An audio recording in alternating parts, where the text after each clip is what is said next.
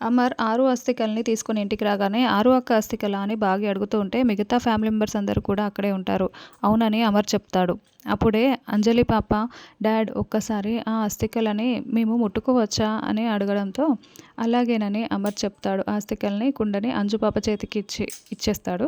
I miss you అమ్మ అని ఆ అస్థికల కుండని పట్టుకొని తడుముతూ పిల్లలందరూ కూడా చెప్తూ ఉంటే ఆరు కిటికీల నుంచి ఇదంతా చూస్తూ కంటతడి పెట్టుకుంటూ ఉంటుంది.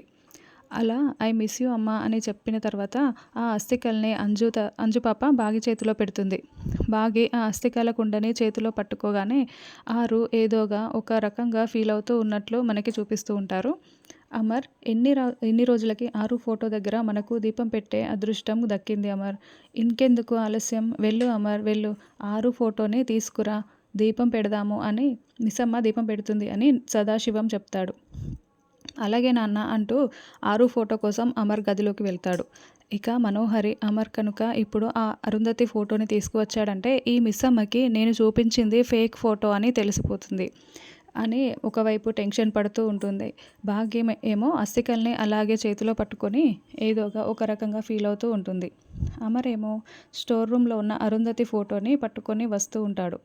ఇంకోవైపు అరుంధతి కూడా ఇప్పుడు నా ఫోటో మిస్సమ్మ చూసిందంటే నేను ఆత్మనని మిస్సమ్మకి తెలిసిపోతుంది కదా అని ఆరు టెన్షన్ పడుతూ ఉంటుంది.